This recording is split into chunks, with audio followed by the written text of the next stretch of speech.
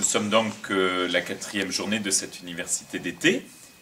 Nous poursuivons sur le Carmel et la politique, c'est-à-dire les défis au cours du temps auxquels le Carmel, l'ordre du Carmel, les saints du Carmel ont répondu.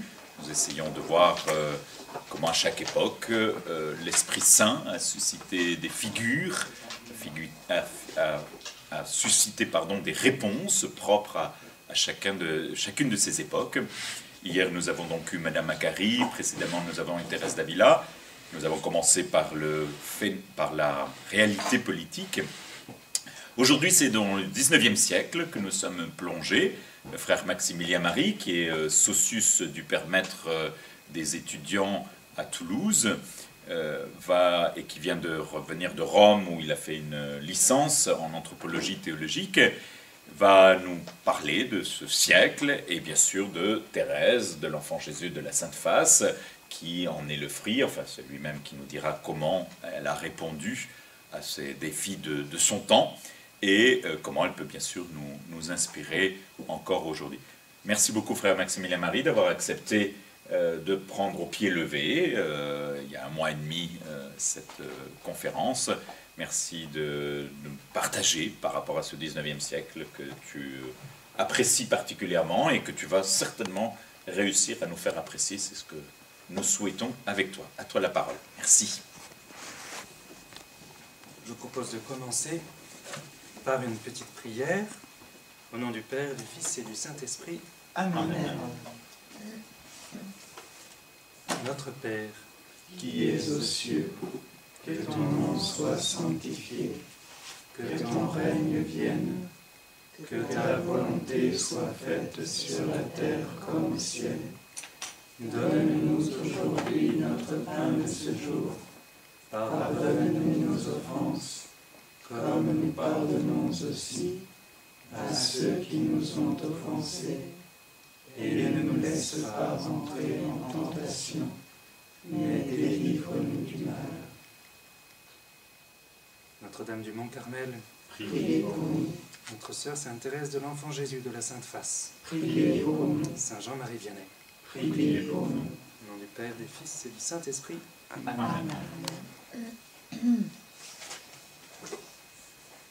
Est-ce qu'on entend bien? Ça va? Le micro sur le On peut le mettre en face. Plus fort le micro. Ça va là?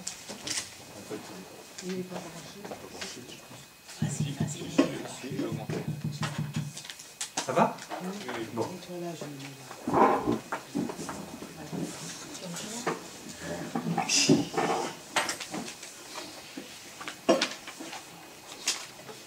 Alors pour nous, Français, le 19e siècle rime avec Balzac, Baudelaire, Zola, Hugo, mais aussi Napoléon, Louis XVIII, et encore Pierre et Marie Curie, Berlioz, Bizet, les frères Lumière, et tant d'autres grands noms. Mais pour nous, catholiques français, le 19e siècle, c'est aussi, et c'est peut-être surtout, le siècle du curé d'Ars, de Sainte Bernadette, de Lourdes, de Sainte Thérèse de Lisieux, du Sacré-Cœur de Montmartre, de Notre-Dame de Fourvière, d'innombrables missions envoyées en Afrique et en Asie avec leurs saints comme Théophane Vénard. Quelle richesse! Quelle richesse! Et pourtant, reconnaissons que le 19e siècle est le siècle mal aimé. Je crois que s'il est un siècle qui est mal aimé en France, c'est le 19e. Pourquoi est-ce qu'il est mal aimé? C'est un petit peu un mystère. Peut-être parce qu'il y a eu le meilleur et le plus trouble. Pensons aux heures de la Commune. Pensons à l'échec de 1870 face aux Prussiens. Pensons à l'affaire Dreyfus. Tant d'affaires lourdes, troubles, douloureuses. La France, en pleine mutation, après la Révolution française, a mis du temps à se remettre de cette épreuve, et ce siècle en a fait les frais. C'est dans ce siècle, le siècle qu'on a appelé le siècle des révolutions, c'est dans ce siècle qu'est née et qu'a fleuri la petite Thérèse, bien que Carmélite a 15 ans et demi, elle est bien une fille de son siècle. Et je vais tâcher de le montrer et de montrer comment, malgré la petitesse de sa stature apparente, elle a pleinement répondu aux enjeux de son siècle. Je vais essayer de le faire en deux parties. Première partie avec la présentation du contexte.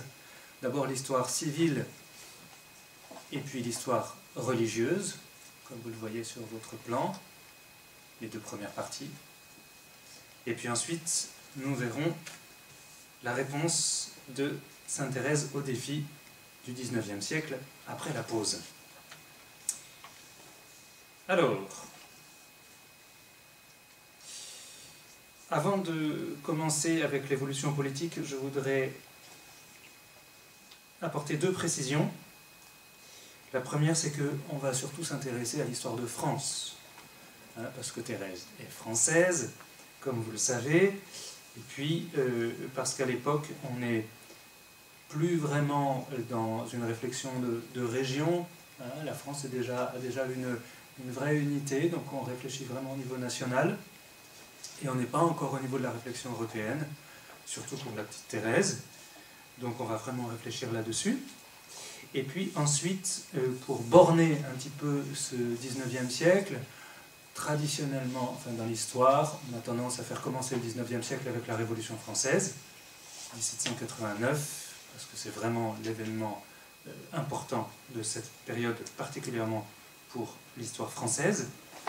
Et puis ensuite, on a tendance à faire parvenir le 19e siècle jusqu'à l'orée de la Première Guerre mondiale, en 1914. Donc ça fait 1789-1914, un long siècle. Un long siècle. Et un grand siècle, comme je vais essayer de vous le montrer. L'évolution politique. Alors, l'évolution politique, elle est très riche, très complexe, parce qu'on commence donc avec la Révolution française, qui est un chamboulement majeur. Ensuite, on va avoir une période trouble et compliquée, avec cette Première République. L'Empire, avec Napoléon Ier, qui, dès 1814-1815, donne suite à la Restauration, avec Louis XVIII, avec Charles X, puis rapidement, déjà 1830, un trouble qui conduit à la monarchie de Juillet, avec le roi des Français, qui n'est plus roi de France, Louis-Philippe. Puis on passe encore à une nouvelle réalité avec la Deuxième République, qui dure très peu. Et puis suit le Second Empire, 1852-1870, avec Napoléon III. Encore une période de trouble en 1870 avec la guerre contre la Prusse, l'épisode de la Commune, qui est un épisode terrible, où les communistes prennent le pouvoir à Paris. Et c'est une période d'anarchie, avec notamment le massacre de prêtres de l'archevêque de Paris. Et puis suit une période encore très complexe avec la Troisième République. Donc rien que cette succession rapide des grands régimes, on voit que nous avons 3 républiques, que nous avons 2 empires, et que nous avons 3 rois et 2 types de monarchie. Donc déjà c'est très très complexe au niveau politique, une grande instabilité politique, donc les régimes ne durent pas, on passe souvent d'un excès à l'autre, sans transition, les épisodes violents s'accumulent, et donc on peut estimer que la plupart des Français qui ont vécu au XIXe siècle ont connu 2 ou 3 régimes politiques différents, avec autant d'équilibres ou de déséquilibres successifs au niveau des institutions. On remarque aussi beaucoup d'innovations très marquantes. Le Code civil en 1804, qui est toujours en vigueur aujourd'hui, le suffrage universel masculin, l'abolition de l'esclavage, l'école gratuite, laïque et obligatoire, autant d'innovations politiques très importantes qui ont marqué le 19e jusqu'aujourd'hui, hein, qui pour la plupart sont toujours en vigueur. Mais cette frise passe sous silence un événement, des événements importants, c'est aussi l'ouverture à la colonisation, ces empires immenses qui ont vu le jour au XIXe siècle, tout particulièrement l'Empire britannique et l'Empire français. Hein, on sait combien l'Empire britannique, dès le milieu du XIXe siècle, s'est étendu en Afrique, au Congo, aux Indes, et puis combien l'Empire français, dès 1848, en Algérie, 62 en Cochinchine, 75 au Congo, 85 dans l'Annam et au Tonkin, et puis la création de l'AOF et de l'AEF à la fin du XIXe siècle. Donc deux empires immenses qui se déploient sur plusieurs continents, avec une vraie guerre entre l'Angleterre et la France, que je voudrais simplement illustrer par la carte du Sénégal, qu'on connaît un petit peu, et qui est très surprenante. Pourquoi? Parce qu'au cœur du Sénégal, si on prend cette carte, on voit un petit pays qui s'appelle la Gambie. Vous voyez cette langue qui est au cœur du Sénégal, avec en dessous la Casamance, et puis au-dessus tout le reste du Sénégal. Ce petit pays est anglophone.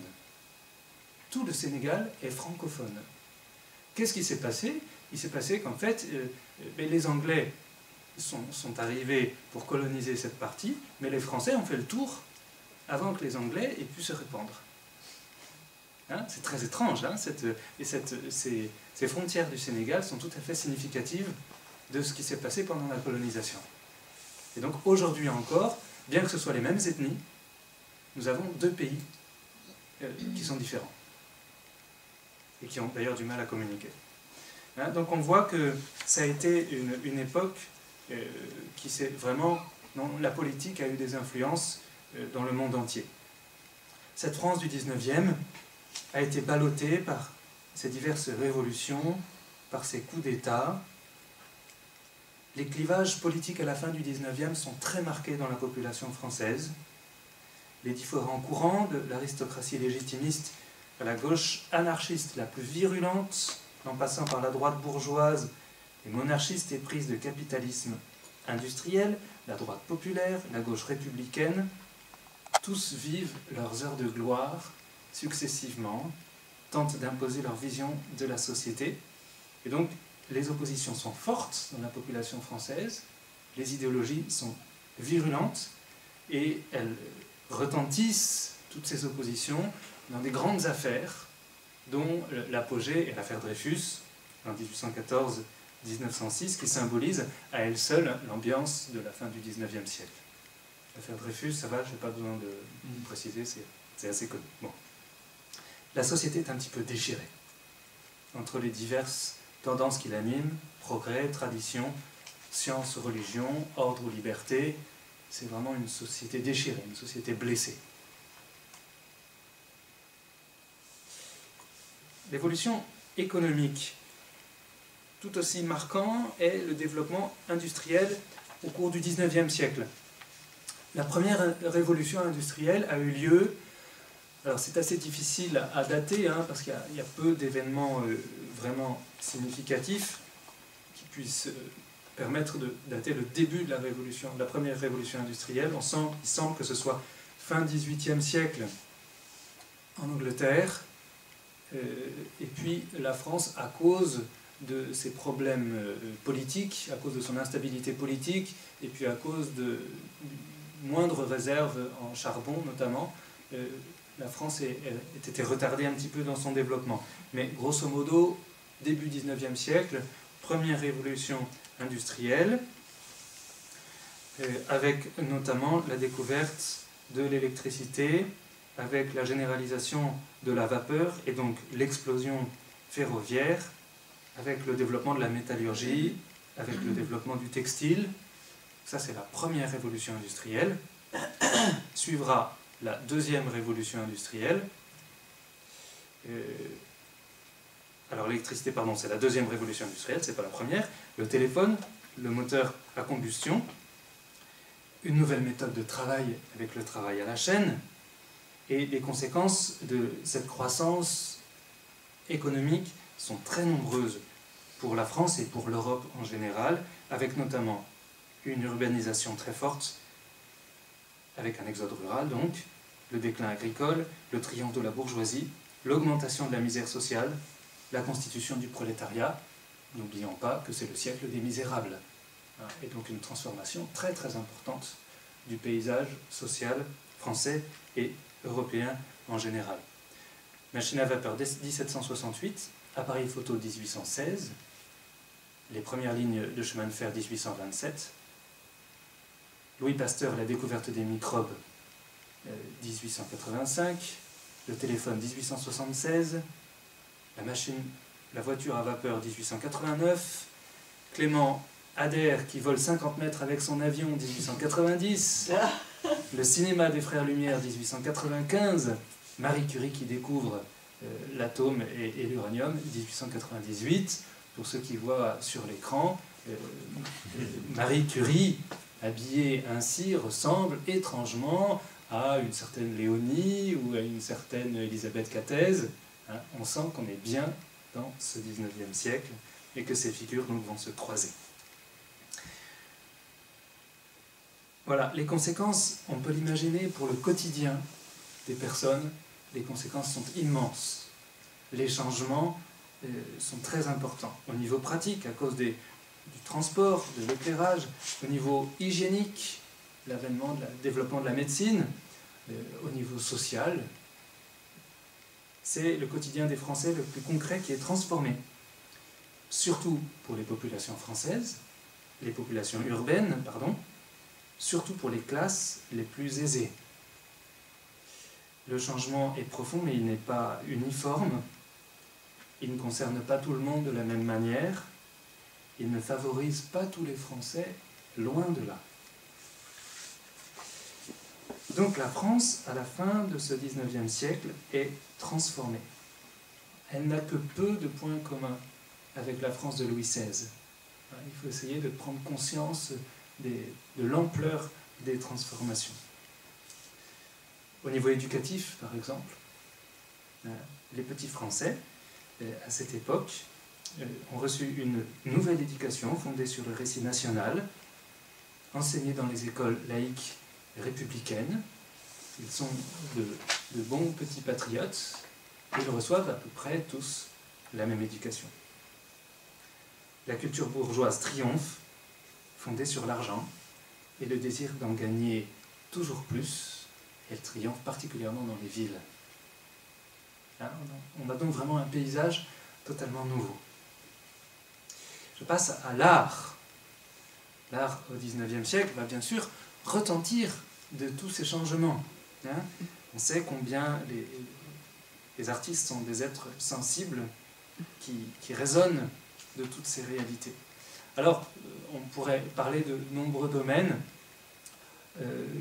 Les courants littéraires, par exemple, avec tant de grands noms, Stendhal, Balzac, Flaubert, Zola, Maupassant, tant de grands noms qui ont marqué, Hugo, bien sûr, qui ont marqué l'histoire littéraire française.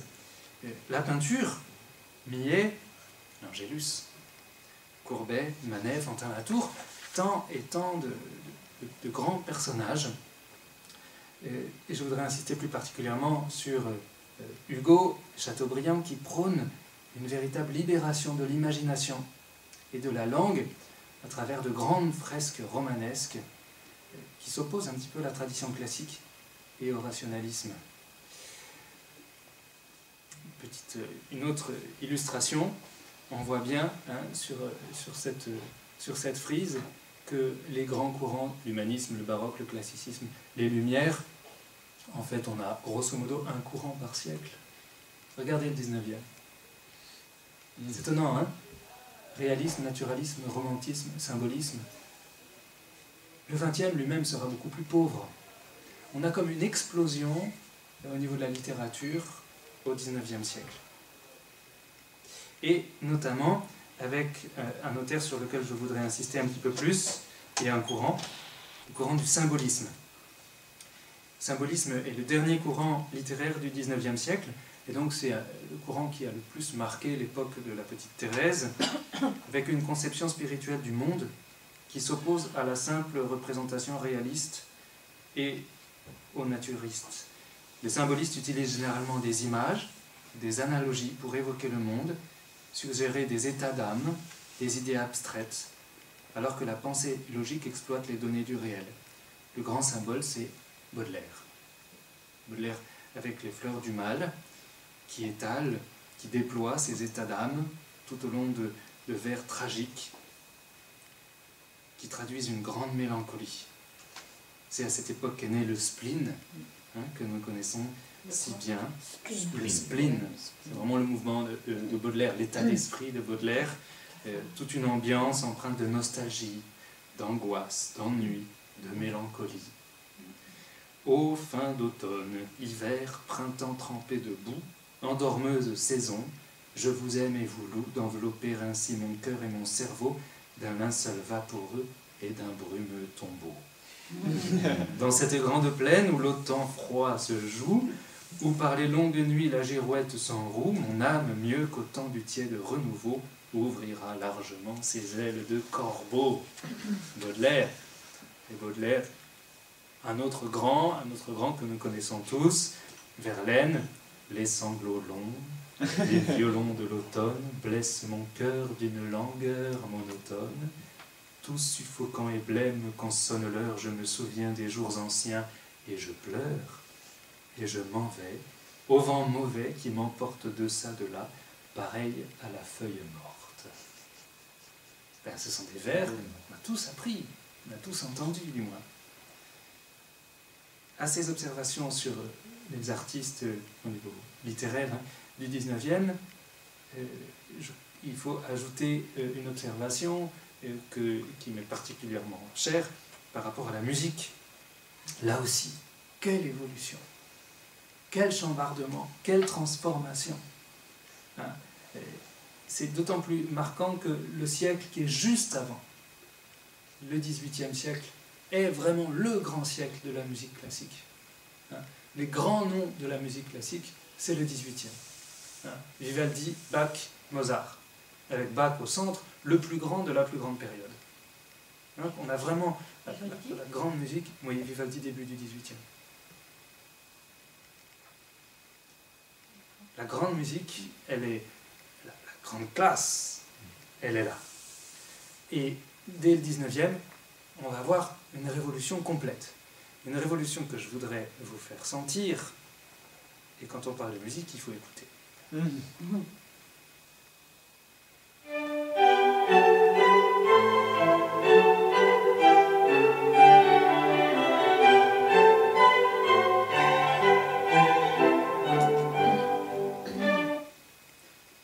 Mozart, la petite musique de nuit.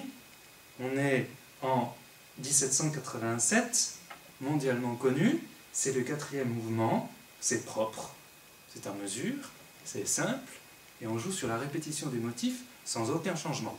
La preuve, on continue le même morceau.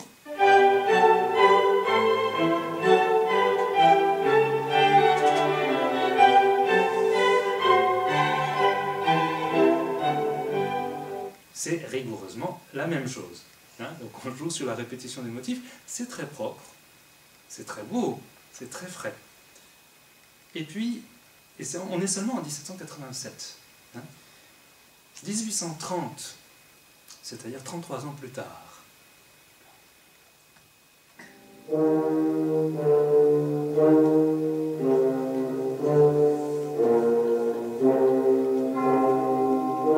L'apparition des cloches.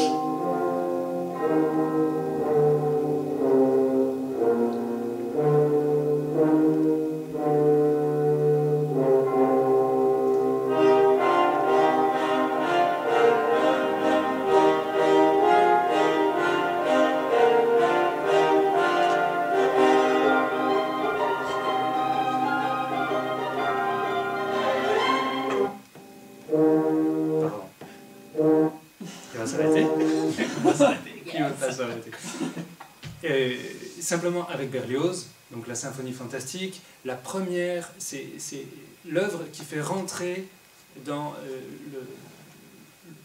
la période romantique musicale. Donc on rentre vraiment, c'est très intéressant de voir l'histoire de la symphonie fantastique parce que c'est indissociable de l'histoire d'amour d'Hector Berlioz avec une actrice qu'il a pu observer. Et donc il y a tous ces sentiments qui passent à travers cette œuvre qui a fait scandale, qui a suscité un grand émoi en France, à Paris, où elle a été jouée en 1830. 1830, comme par hasard, hein, au niveau de l'histoire nationale, c'est pas neutre non plus. Et si on essaye d'être attentif un petit peu à cette œuvre, c'est la Révolution qui conduit à la monarchie de Juillet, pour Louis-Philippe.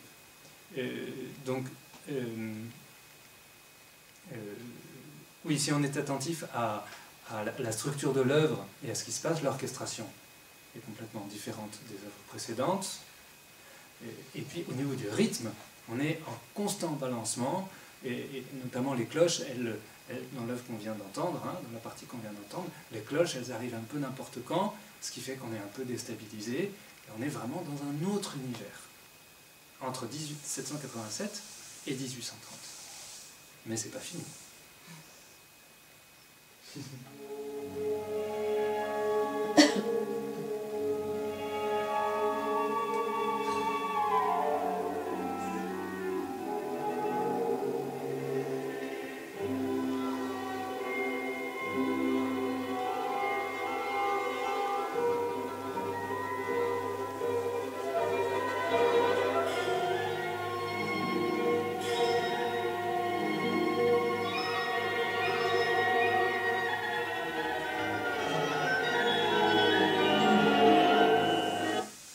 La mer de Debussy, extraite de donc, ces 3 esquisses symphoniques, et ce mouvement est intitulé « Jeu de vagues ». Hein, on sent la liberté de l'artiste qui s'est complètement affranchi des règles de la musique traditionnelle, on est passé complètement en modal, au niveau rythmique, il n'y a aucune stabilité, justement parce que ce sont des vagues, hein, et donc c'est volontaire, et donc la musique est vraiment au service de l'imagination de l'artiste. Voilà. Et puis, on pourrait citer encore tant d'autres œuvres de la fin du 19e, dont, pour moi, le sommet est l'un des plus connus, et le Requiem de Fauré, qui est une grande œuvre, et qui s'est complètement affranchi des règles de la musique classique. Voilà, vous sentez, j'espère, entre 1787 et la mer 1905, la révolution complète qui a eu lieu sur le plan musical. Oui, le 19e se moque des règles établies et des traditions séculaires. La liberté révolutionnaire, bien que fortement décriée par beaucoup, est à la mode encore. Au niveau artistique, c'est évident. Rien n'arrête l'imagination des artistes. Le surgissement est général. On joue, on danse, on crie, on chante, on pleure, on rit, peut-être trop, sans doute trop. Hein. Mais quel foisonnement, quelle richesse, quelle jubilation, et en même temps, il faut le reconnaître, quelle tristesse. Il faudrait encore bien des illustrations pour évoquer ce 19e siècle. Je me permets une petite réflexion. Ne jugeons pas ce siècle. Je crois personnellement qu'il ne faut jamais juger un siècle. Un siècle, il est ce qu'il a été. Il y a eu de belles choses, de grandes choses dans tous les siècles. Il y a eu des souffrances dans tous les siècles. Mais suivant un peu l'enseignement du Christ, le bon grain est l'ivraie. Voilà, il y a du bon grain et il y a de l'ivraie dans tous les siècles. Il se trouve qu'il y a de l'ivraie qui fait mal parfois et qui a des conséquences dramatiques pour les siècles suivants. Mais il y a aussi du bon grain. Et les agriculteurs nous apprennent que l'ivraie ressemble beaucoup au bon grain. Il est très difficile de faire le tri en fait entre l'ivraie et le bon grain. Il faut s'y connaître. Je dis ça comme introduction à la dernière sous-partie de cette réflexion sur l'histoire civile, où on arrive à une question délicate et difficile, l'influence de la philosophie. D'où vient une telle évolution si profonde et si brutale?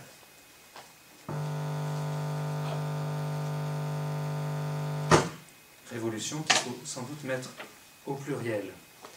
Je ne suis pas partisan des thèses complotistes. Je ne pense pas que tout ça soit lié à la pensée de quelques-uns qui ait préparé tout ce chamboulement.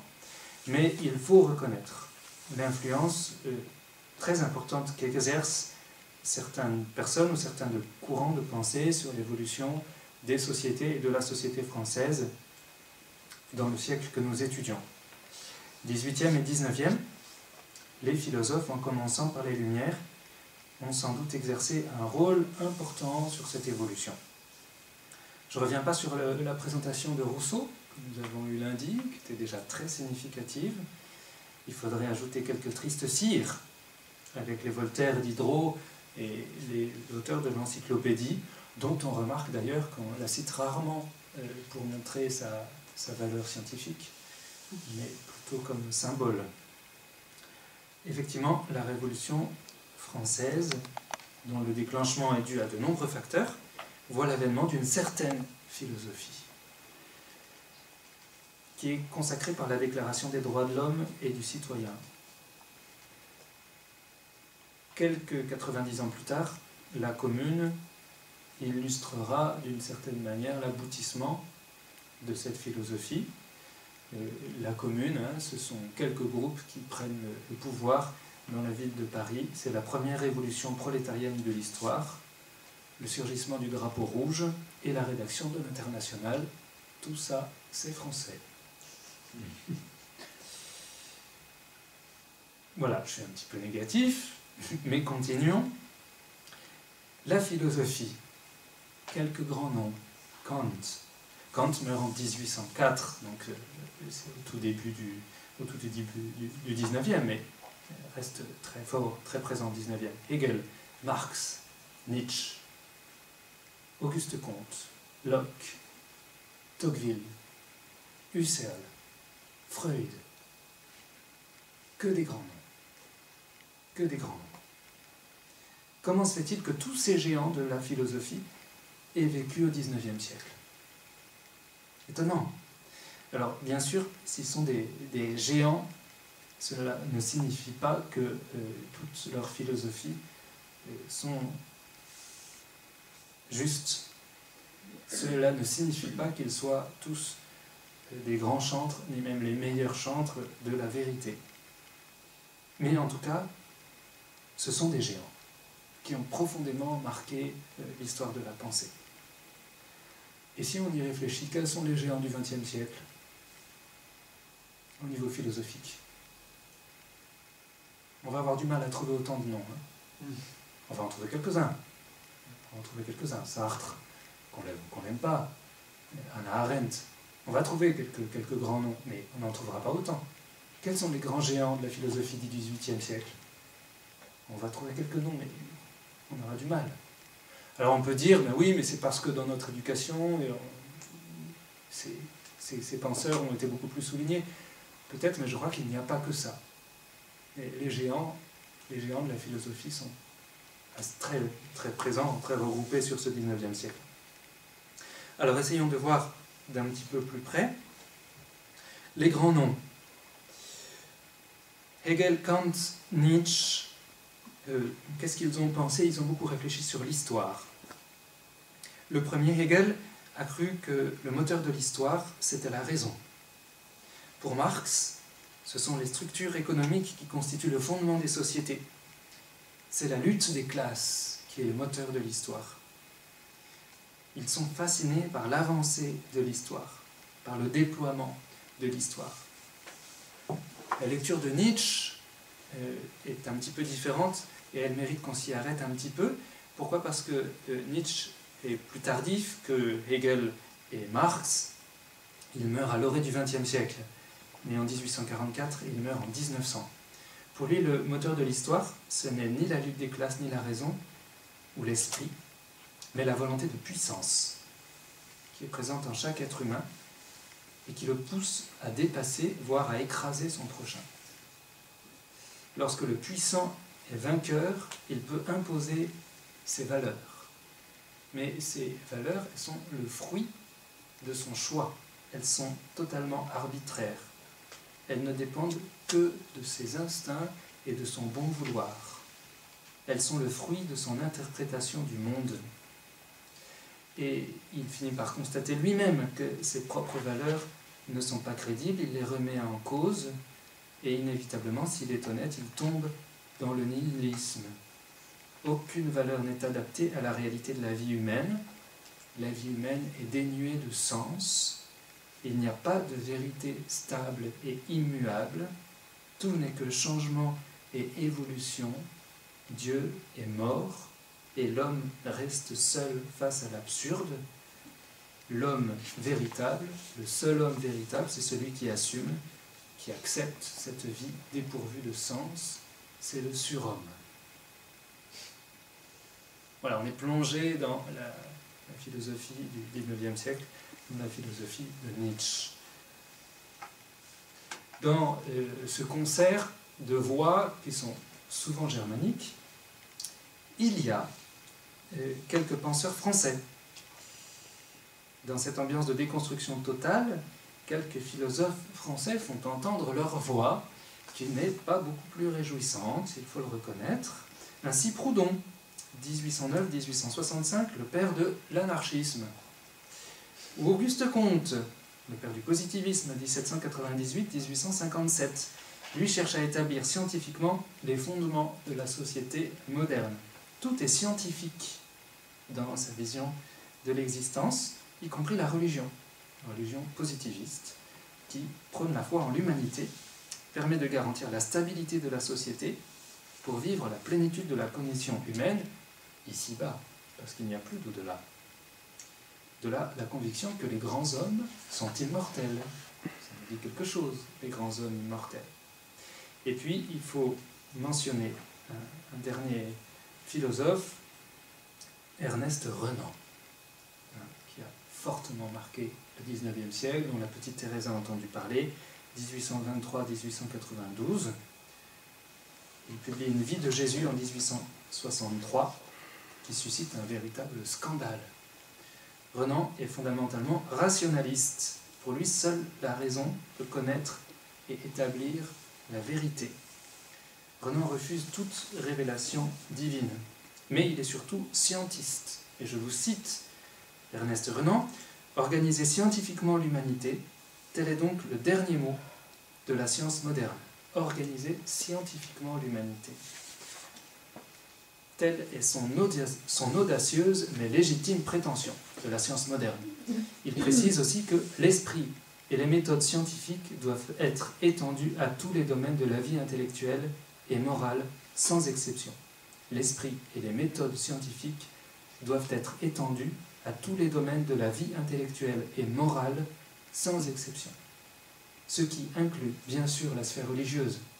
C'est la science qui règne, qui dicte les lois. On aboutit assez rapidement, bien sûr, à l'évolutionnisme darwinien, qui postule que l'être humain n'est qu'un produit de l'évolution.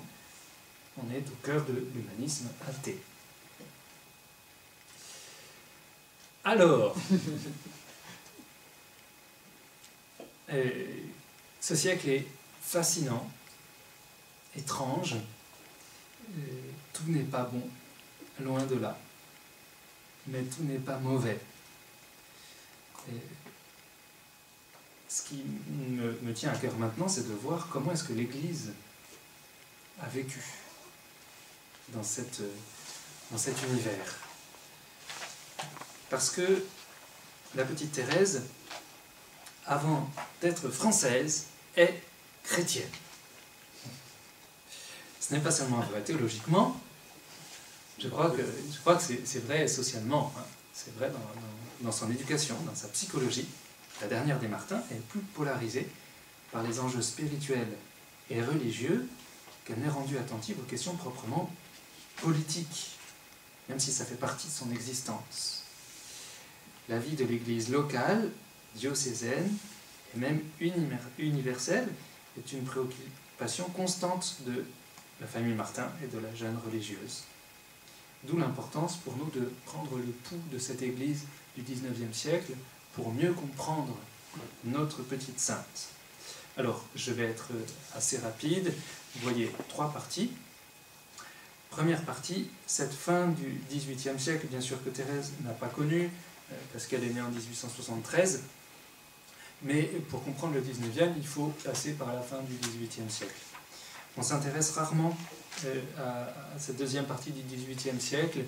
On est un petit peu dans notre tête, on pense un petit peu monarchie absolue, donc c'est stable et ça ne bouge pas.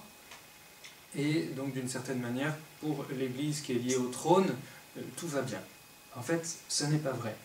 Bien avant la Révolution française, l'Église de France, dans cette deuxième moitié du XVIIIe siècle, est en crise. On observe une grave crise des vocations, dans le clergé séculier comme dans le clergé régulier. Parmi les motifs de cette évolution, bien sûr, il y a la fracture entre les élites intellectuelles et l'Église. C'est le siècle des Lumières qui fait du mal à la piété populaire. Mais il y a aussi des divisions internes dans l'Église qui réagit tant bien que mal à cette agressivité philosophique en prenant une morale janséniste, malgré les condamnations romaines, et qui se laisse aller à un gallicanisme délétère.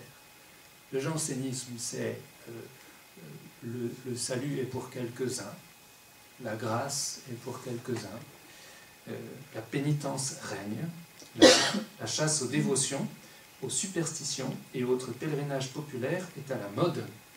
Les jésuites sont supprimés et le gallicanisme, c'est une volonté d'indépendance de l'Église de France par rapport à Rome. Tout ça est très fort dans cette deuxième moitié du XVIIIe siècle, et donc c'est une Église en crise. Surgissent alors les horaires de la Révolution, qui s'abattent sur cette Église fragilisée. Et vous savez qu'il y a cette exigence de la constitution civile du clergé. Les prêtres doivent prêter serment à la constitution civile du clergé français, ce qui les rattache à l'État français, cette première république, et les fait rentrer dans une attitude schismatique à l'égard de Rome. Dans notre esprit, on se dit, les prêtres, ils ont tous refusé. Eh bien non, à peu près 50-50. 50% ont accepté, ont prêté serment à la constitution civile du clergé, et 50% ont refusé. Sont jureurs, donc. Or, ce n'est pas du tout uniforme dans la France. Ceux qui acceptent, les jureurs, sont principalement situés dans le bassin parisien et dans tout le grand quart sud-est. Les réfractaires sont essentiellement dans le Grand Ouest, tout autour de la Bretagne, et dans le sud-ouest avec le Pays Basque. Et donc on a en fait 2 France qui s'opposent, et qui s'opposent de manière assez violente, parce que la Révolution va devenir très violente. On parle au sujet de cette division de la découverte du politique, parce que ces grandes régions que je viens de vous citer, en fait, sont assez symptomatiques des valeurs fondamentales qui vont se retrouver dans toutes les élections du XXe siècle. Ces grands équilibres. C'est assez surprenant. Donc on a cette première période de la Révolution avec cette division de 2 France, et puis l'an 2, 1793-1794, la déchristianisation va s'accentuer parce que la Révolution, la Première République, sera très violente à l'égard de l'Église catholique française dont elle vise la destruction complète. Les églises sont confisquées, les prêtres sont exilés ou exécutés, le culte est interdit. Le culte de la raison ou de l'être suprême, on entend des petites choses de la philosophie, est proposé en substitution. Donc il faut pratiquer le culte de la raison, y compris dans les églises. C'est vraiment l'objectif, c'est vraiment la déchristianisation totale. Le symbole, c'est la Vendée. but, c'est vraiment de détruire le peuple chrétien. Et ce qui est très surprenant, et là j'insiste parce que vraiment au niveau historique, c'est très intéressant, il faudrait l'étudier de près, c'est l'échec total de cette déchristianisation. Puisque dès 1895, il y a un rebond, avec des missions qui partent dans toute la France, un rebond très impressionnant. Donc dès la fin du XVIIIe siècle, la restauration spirituelle est amorcée. De manière très forte, dès 1795.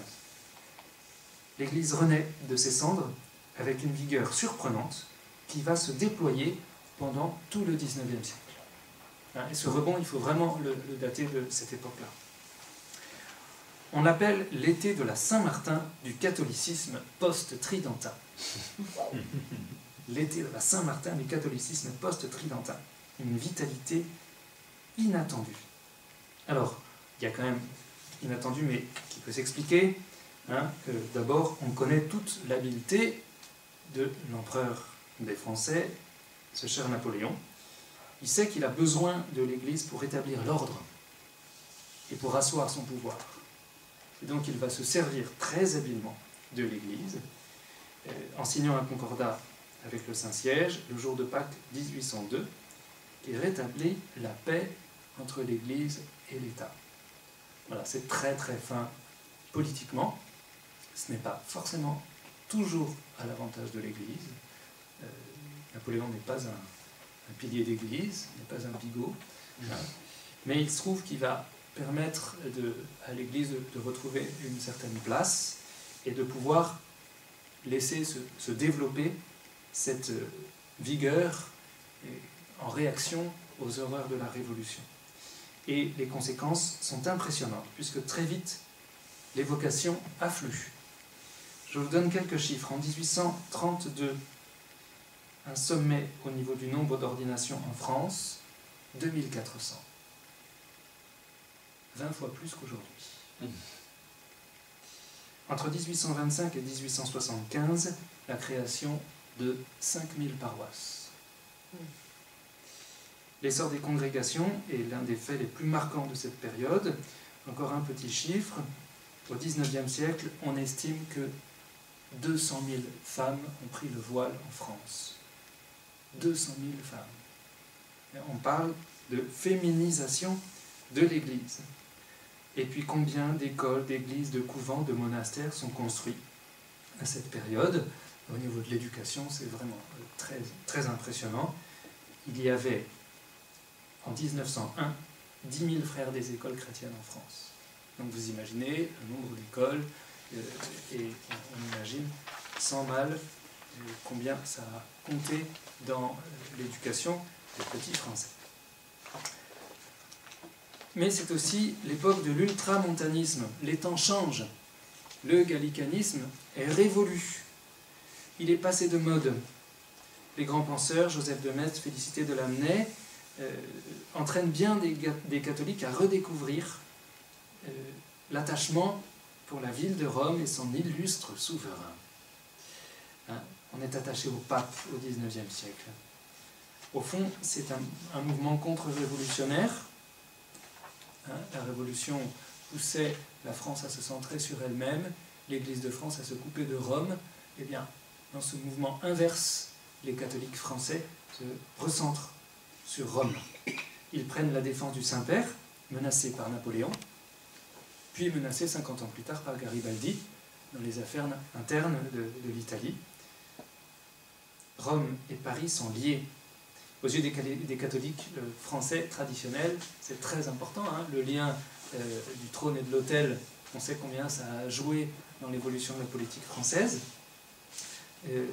Tous deux ont perdu leur roi d'une certaine manière lorsque le pape est contraint de rester dans le Vatican, quand il est prisonnier du Vatican, et quand la France elle-même a perdu son roi. Et donc les catholiques français, en se battant pour le pape, se battent pour le retour du roi en même temps. Donc ça, dans l'esprit français, c'est très fort à cette époque. D'où le regain des pèlerinages.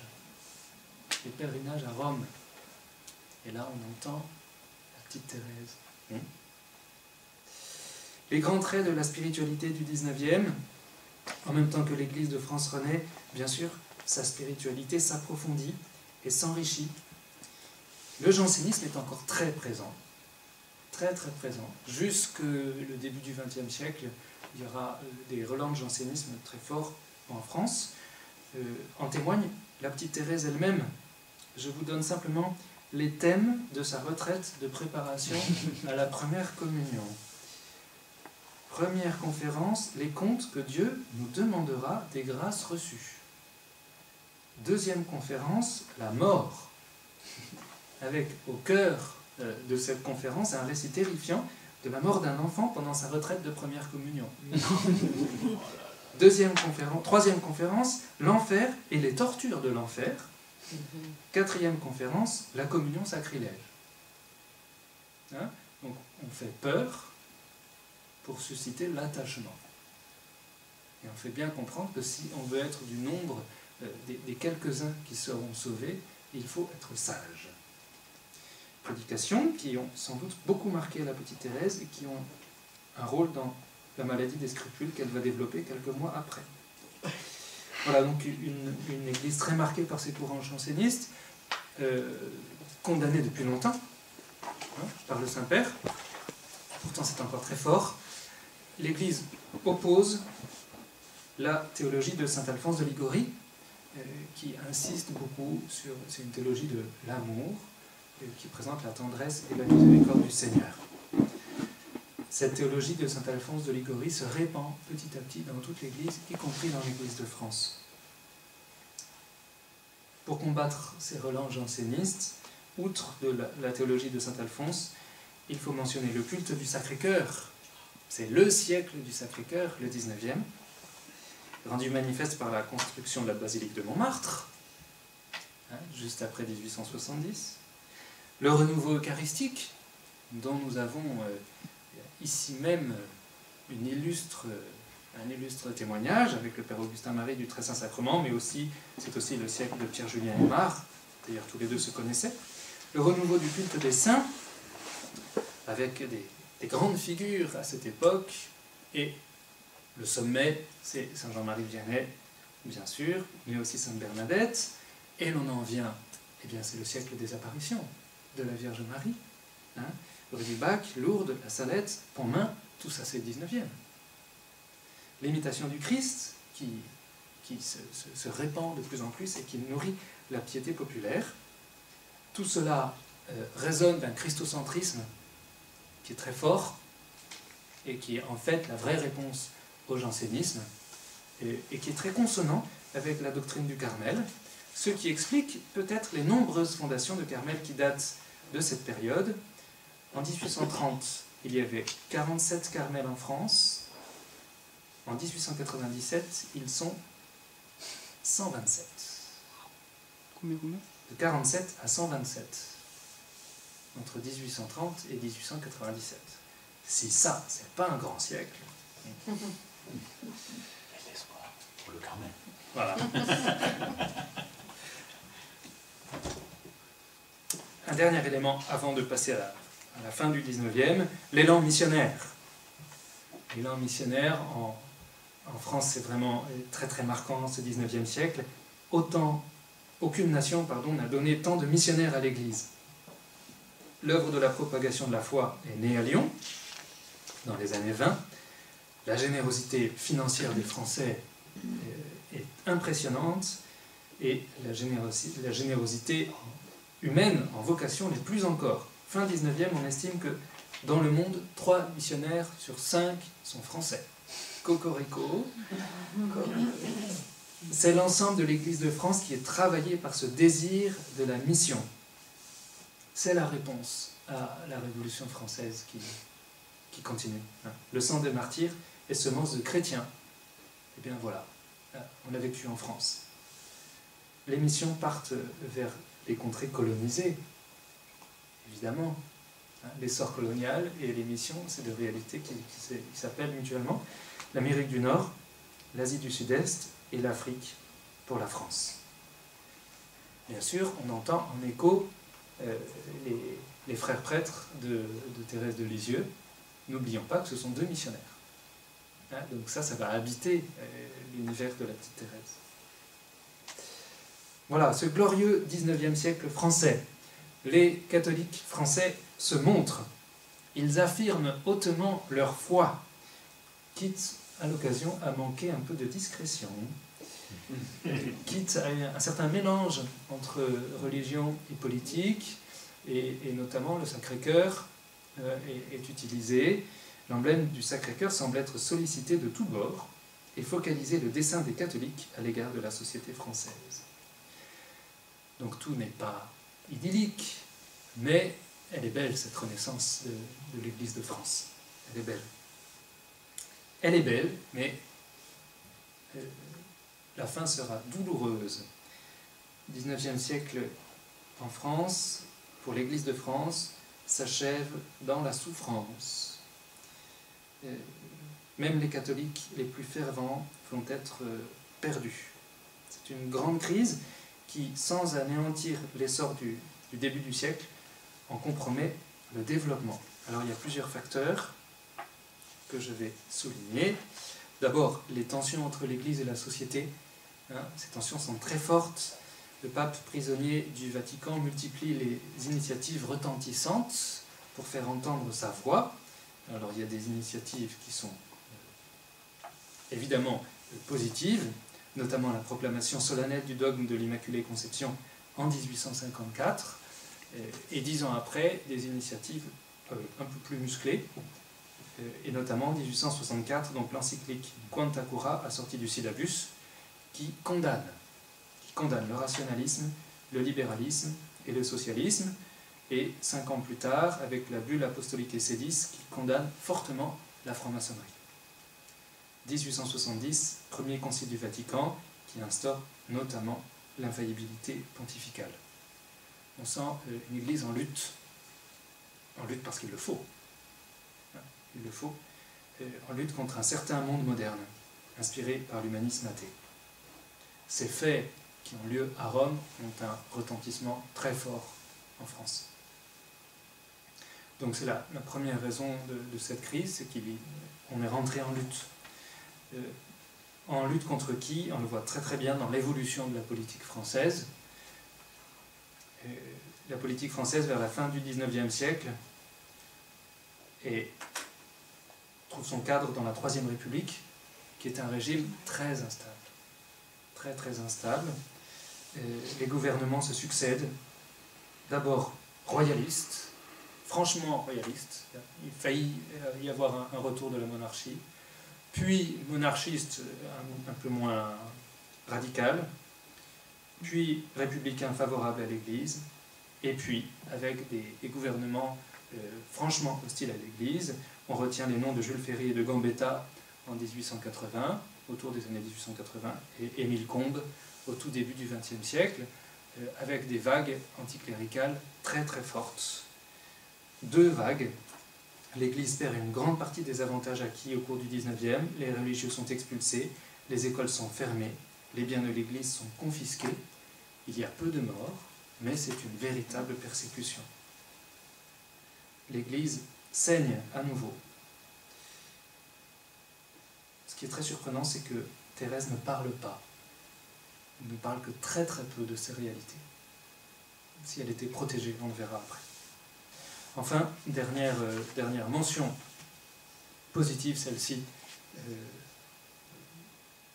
sur l'Église catholique à la fin du XIXe siècle, Léon XIII, la figure de Léon XIII, très marquante, notamment avec Rerum Novarum, la première encyclique sociale qui se préoccupe du sort des ouvriers avec une attention vraiment paternelle, sans tomber dans le piège du socialisme. On voit là vraiment une très grande finesse et une très grande profondeur de ce pape. Le pape de Thérèse, vous savez que c'est le pape qu'elle a rencontré, et celle dont il disait qu'il était tellement vieux qu'on dirait qu'il est mort. Alors qu'il est mort après elle. On l'a censuré dans l'histoire. Alors qu'il est mort après elle. Et il faut noter aussi les efforts de Léon XIII par rapport à la politique française, politique intérieure de la France pour une réconciliation entre les Français et la République. Effort malheureusement incompris et qui ont mis beaucoup de temps à porter quelques fruits. Tellement les catholiques français étaient troublés par toute cette situation, tous ces changements. Et tout ça résonne dans des grandes affaires. L'affaire Dreyfus, bien sûr, dont j'ai déjà parlé, l'affaire Boulanger, avec cette tentative de putsch, l'affaire Diana Vaughan, dont la petite Thérèse a tant souffert, on pourra en reparler, tant d'affaires qui montrent bien combien les gens, et puis les catholiques particulièrement français, sont perdus. Voilà, je termine sur cette note, pour cette première partie, avec simplement une petite idée. Des figures de sainteté au début du 19e, oui. Jean-Marie Vianney, Sainte Bernadette, c'est vraiment des figures de sainteté qui bénéficient de tous l'élan du début du 19e. Figures de sainteté à la fin du 19e, c'est plus complexe. On sent qu'on est vraiment dans une autre ambiance, beaucoup plus torturée, beaucoup plus difficile. Et or, la petite Thérèse est une figure de sainteté de la fin, deuxième partie du 19e siècle.